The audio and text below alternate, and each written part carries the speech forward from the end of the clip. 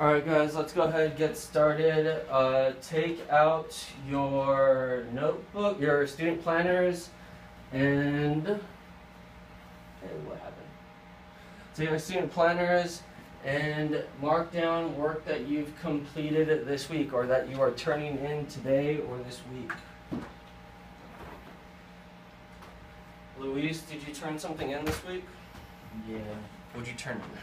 2 units. You turned in 2? Mm-hmm. Okay. And Miguel, I know you have yours all set up. Are you turning in something today? Yes.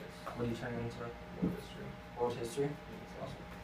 And David, you already turned in biology today, right? Yeah. Awesome. Alright.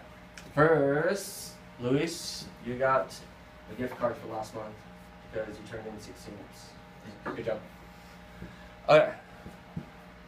So go ahead, mark down the work that you are turning in today, or that you turned in today.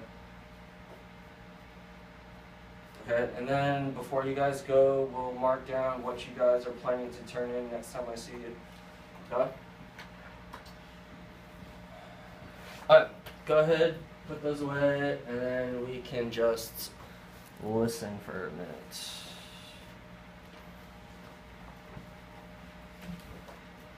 Alright, so our lesson is going to be on resume writing. Do you guys know what a resume is? What's a resume?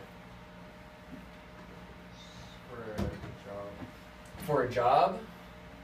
What else do you guys know about a resume? Isn't it like something you sign like to apply for a job? Not necessarily sign, but it's something that you create. Do you know anything about a resume, Miguel? Yeah, it's like a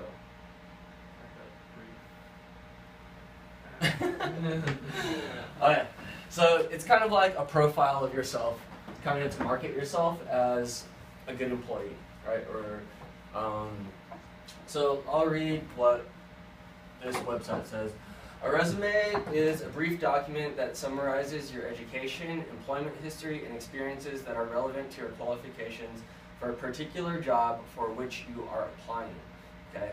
The purpose of a resume, along with your cover letter, we'll get into a cover letter in another time, but we're just focusing on our resumes today, is to get an interview. So the whole point of a resume is to try to get an interview, okay? To try to get that call back, okay? Research has shown that it takes an average of 10 interviews to receive 1 job offer, okay? So your resume needs to be persuasive and perfect. Given this, your resume must be user-centered and persuasive. Do you guys know what that means, user-centered? Meaning you're the user. Yeah. You're the user, so it needs to be about you. Okay, it's centered around you, and persuasive, meaning that you're trying to persuade them to hire you, to call you back. Okay. Notice the spelling of resume. It's spelled like resume, right? But it's got the. Do you know what those things are called? Not hyphens. No. You see them a lot in Spanish. Yeah. They're called enyes. Enyes. Yeah, and it's like a different way of pronouncing. Okay?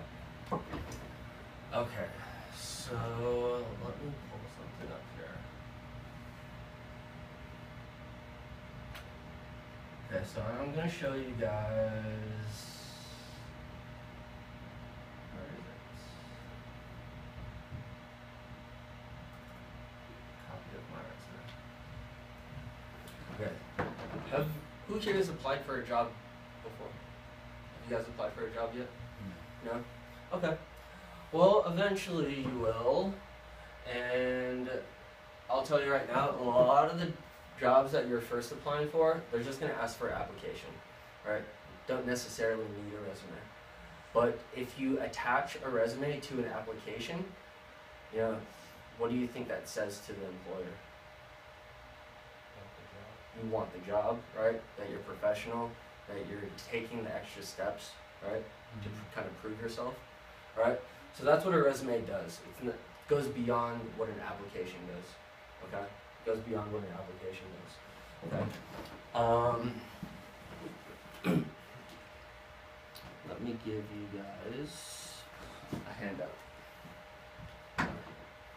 So this is kind of a handout on a resume. It's kind of includes what should be included in each section of a resume.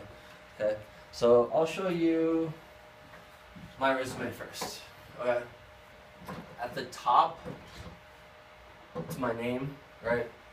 My address, my email address, and my phone number.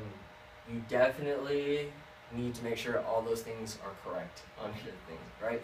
Even if there's one little typo, like say instead of yahoo.com, I wrote yahoo.con. What does that say if you put that on a resume?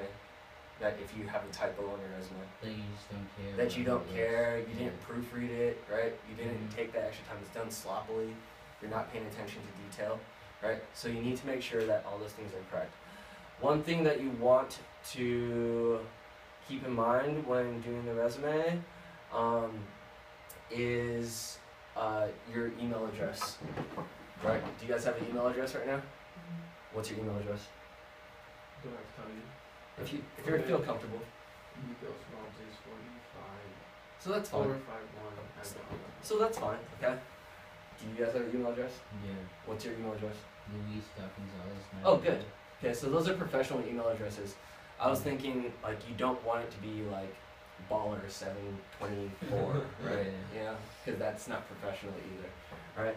Alright, so let me show you guys a quick video that I found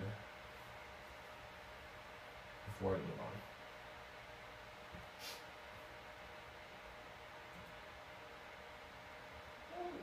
One second.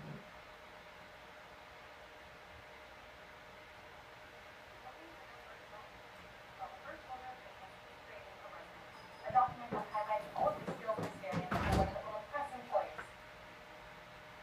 Hi, I'm Taylor with Shimmering Resumes, and I'm here to walk you through the basics of creating your first resume. Now, before you start writing, here's a helpful tip. Be confident. Even if you feel like you don't have a lot to say, look a little harder and you may be surprised at how many good things you can say about yourself. And remember, you're writing this resume to market yourself to an employer. With that in mind, you can write your resume in 6 easy steps. Let's get started. First, type your complete contact information at the very top of the page. Your name, That's phone where we number, were. and email address. Next, write an objective, a short statement of your immediate goal. For example, a position in retail sales or a part-time position in computer service and repair. In the next section, list your skills. Think of specific skills that apply to the objective you just wrote.